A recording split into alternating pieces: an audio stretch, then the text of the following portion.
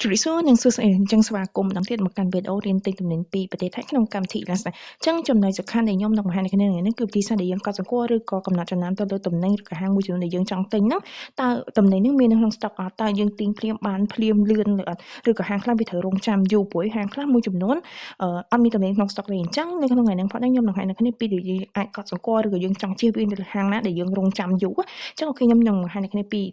แต่เติมจำนวนห้างในขนมกรรมที่ลักษณะจังห้างคลาดมีตำแหน่งห้องสต็อกจึงบัสนีติงពីហាងហ្នឹងចំណាយរយៈពេលពី3ទៅ5ថ្ងៃអញ្ចឹងចំណែកហាងមួយទៀតគឺអត់មានតំណែងក្នុងស្តុកទេគឺពេលណាដែលយើង check plus order ភ្លាមបានថាគេកំងតំណែងតពីប្រទេសចិនហើយគេដឹកមកថៃហើយគេដឹកបន្តមកឲ្យយើងខាងថៃដឹកមកកម្ពុជាទៀតវាចំណាយរយៈពេលយូរមែនតើវាអាចខ្ទង់ពី7ថ្ងៃទៅរហូតដល់11ថ្ងៃឬក៏ពេលខ្លះយូរហ្មងដល់14ថ្ងៃទៀតអញ្ចឹងនេះជាហាងមួយដែលអាចនិយាយថាវាយូរបើសិនយើងទិញតំណែងពីហាងហ្នឹងអញ្ចឹងអានេះខ្ញុំចង់បញ្ជាក់គ្នាថាយើងអាចពិនិត្យមើលនិងកត់ចំណាំទៅលើហាងដែលយើងចង់ទិញតំណែងដែលយើងចង់ទិញហ្នឹងហើយយើងចង់ទិញពីហាងហ្នឹងក៏បានឬក៏ចង់ជិះវាទៅលើហាងហ្នឹងបើសិនជាហាងហ្នឹងចំណាយរយៈពេលរងចាំយូរអញ្ចឹងអូខេយើងអាចបើកកម្មវិធី Lazada មកអញ្ចឹងខ្ញុំនឹងបង្ហាញគ្នាពីឧទាហរណ៍ផ្ទាល់ៗបង្ហាញអ្នកគ្នា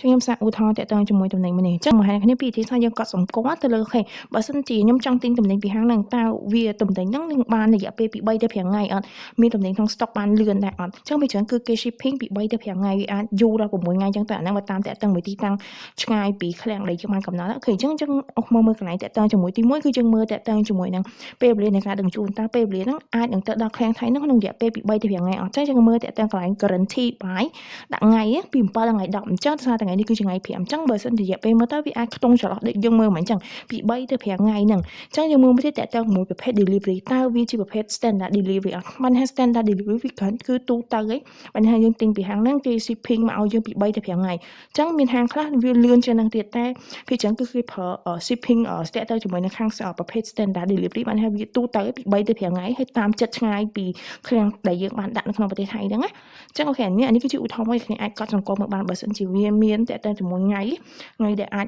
ចបានយើងទៅដល់ពី3ទៅ5ថ្ងៃឬក៏ធំ6ថ្ងៃអីក៏បានដែរបើសិនយូរពីច្រើនគឺប៉ុណ្ណឹងហើយតាក់ទងមួយ pet delivery គឺ standard delivery អញ្ចឹងខ្ញុំនឹងលើកឧទាហរណ៍ឲ្យគ្នាមើលពីហាងផ្សេងទៀតអូខេអញ្ចឹងខ្ញុំចុចទៅលើតំណែងមួយនេះចុះអញ្ចឹងអូខេយើងប្រើវិធីសាស្ត្រដដែលដើម្បីត្រួតពិនិត្យអូខេតើតំណែងហ្នឹងមានក្នុង stock អត់ឬក៏ទិញឲ្យបានលឿនភ្លាមៗ3ទៅ5ថ្ងៃមែនអត់អញ្ចឹងយើងមើលតាក់ទងនឹង guarantee buy ថ្ងៃទី7ដល់ថ្ងៃទី9ខែមិថុនាហ្នឹងអញ្ចឹងយើងអាចដឹងហើយថាអូខេហាងហ្នឹងយើងទិញភ្លាមអាចបានគេមានក្នុង stock គេនឹង shipping រៀបចំដឹកជញ្ជូនយើងមកឲ្យយើងទីតាំងដែលយើងបានកំណត់ក្នុងប្រទេសថៃ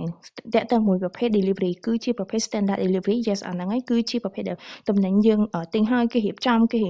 េដឹកជញ្ជូនមកឲ្យយើងទីតាំងនៅឃ្លាំងថៃដែលយើងបានកំណត់ពី3ទៅ5ថ្ងៃអញ្ចឹងយើងអាចបានអាវ៉ាន់ខ្ទង់អាចមកទឹកអីមកដល់ស្រុកខ្មែរអី yes អញ្ចឹងខ្ញុំនឹងបង្ហាញអ្នកគ្នាពីឧទាហរណ៍ហាងដែលយើងអាចនិយាយបានថាគឺអ្នកលក់ហ្នឹងគាត់អត់មានក្នុង stock ទេគាត់បង្ហាញគាត់ទៅ post តាក់ទងមួយតំណែងហើយយើង place order បានគាត់ place order បន្តពីប្រទេសចិនហើយដឹកទៅហាងគាត់ដឹកពីហាងគាត់ហ្នឹងមកប្រទេសតាក់ទងមួយឃ្លាំងថៃដែលយើងបានដាក់ហ្នឹងអញ្ចឹងវាចំណាយរយៈពេលយូរមែនតែភាគច្រើនដោយសារតែអាចខ្ទង់ពី7ថ្ងៃទៅ11ថ្ងៃអាចដល់14ថ្ងៃទៀតអញ្ចឹងបើលឿនអាចខ្ទង់8 9ថ្ងៃអញ្ចឹងអានេះគឺជាបទពិសោធន៍ដែលខ្ញុំបានទិញអញ្ចឹងខ្ញុំនឹងទៅបង្ហាញពីរបៀបហ្នឹងមើលដូចគ្ន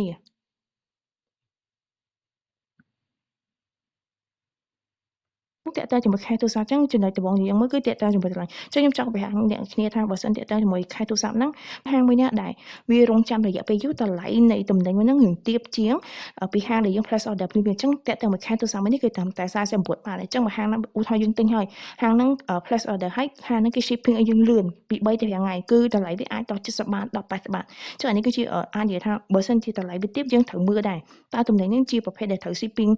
ពីចិនពីមកថៃហើយពីថៃមកឃ្លាំងថៃអត់ត្រូវរងចាំយូរដែរអត់អ្នកយើងអាចត្រួតពិនិត្យថាអូខេអ្នកលក់នឹងមានអាវ៉ាន់ក្នុង stock អត់អញ្ចឹងយើងមើលតាក់ទងជាមួយថ្ងៃដូចគ្នាយើងមើលដូចមិនអញ្ចឹងថ្ងៃដែលគេបញ្ជាក់នៅថ្ងៃនេះគឺថ្ងៃ11ដល់ថ្ងៃ17អញ្ចឹងបាននេះពាក្យច្រើនគឺថ្ងៃនេះគឺថ្ងៃទី5អញ្ចឹងវាសារតែវាយូរអញ្ចឹងអាហ្នឹងយើងអាចបញ្ជាក់ថាអូខេវាជាការដែលយើងទិញពីហាងហ្នឹងបានន័យថាវាជាការដឹកជញ្ជូនយូរអញ្ចឹងយើងអាចមើលតាក់ទងប្រភេទ delivery ទៅជាប្រភេទបែប economy delivery អញ្ចឹងយើងអាចបញ្ជាក់ថាហាងនេះបើយើងទិញពីហាងហ្នឹងត្រូវរងចាំយូរមែនតើអាចខ្ទង់7ថ្ងៃទៅ10ថ្ងៃមិន10ថ្ងៃអញ្ចឹង ចឹងហាងហ្នឹងគឺជាហាងដែលអត់មានអ្វីក្នុងស្តុកទេបើយើងទិញគឺរងចាំរយៈពេលយូរចឹងខ្ញុំចង់បញ្ជាក់គ្នាបើចឹងមិនមែនហាងគេបោកឬក៏អីទេសារតែអ្នកលក់គាត់អត់មានអ្វីក្នុងស្តុកទេពេលណាយើងទិញគឺយើងត្រូវបានន័យថារងចាំដើម្បីឲ្យអ្នកលក់ហ្នឹងគាត់ទទួលបានអីវ៉ាន់ពីខាងចិនហើយបានដឹកអីវ៉ាន់ហ្នឹងបន្តមកឲ្យយើងចឹងខ្ញុំចង់បញ្ជាក់កន្លែងហ្នឹងដោយសារគេមិនបោកអីទេដោយសារតែអីវ៉ាន់គេត្រូវទិញតចឹងណាចឹងអូខេចឹងតើតើជាមួយតម្លៃដែលខ្ញុំនិយាយចឹងបើសិនតែតម្លៃដែលយើងទិញពីហាងដែលរងចាំយូរហ្នឹងគឺទាបជាងពីហាងដែលយើងទិញភ្លាមៗដូច cash ហ្នឹងចឹងយើងចង់ចំណេញយើងចង់សំចៃដូចខ្ញុំទិញពី cash ពីហាងហ្នឹងចឹងខ្ញុំចង់សំចៃខ្ញុំអត់សូវខ្វល់រឿងរយៈពេលទេខ្ញុំចង់ចំណេញចឹងអូខេ49បាតខ្ញុំគិតថាអូខេបើខ្ញុំទិញពីហាងផ្សេង plus order បានលឿន3 5ថ្ងៃរហូតដល់75បាតខ្ញុំចង់ចំណេញព្រោះខ្ញុំទិញ cash ច្រើន4 5ទៅវាជិតសំចៃបានខ្លះ delivery រៀងធូរទៀត delivery តែ30ជាងបាតអីគេអញ្ចឹងខ្ញុំសុខចិត្តចំណាយរយៈពេលរងចាំអញ្ចឹងអានេះជាវិធីសាស្ត្រមួយដែលខ្ញុំចង់បង្ហាញអ្នកគ្នាថាអានេះគឺជាដែលយើងកត់សម្គាល់ទៅតំណែងនិងហាងដែលយើងទិញនៅក្នុងឡងស្ដាងមានប្រភេទហាងខ្លះមានតំណែងក្នុងស្តុកហាងខ្លះអត់មានទេហាងខ្លះយើងត្រូវរងចាំឲ្យអ្នកលក់ហ្នឹងគាត់ place order បន្តដើម្បីទទួលបានអីវ៉ាន់ហើយបានដឹកអីវ៉ាន់ហ្នឹងមកឲ្យយើងអញ្ចឹងខ្ញុំគិតថាអ្នកគ្នាប្រហែលជាយល់ពីវិធីសាស្ត្រដែលយើងអាចកត់សម្គាល់ទៅមើលតំណែងមួយណាដែលវាមានក្នុងស្តុកតំណែងមួយណាដែលយើងទិញឲ្យបានលឿនតំណែងមួយណាដែលត្រូវរងចាំយូរអញ្ចឹង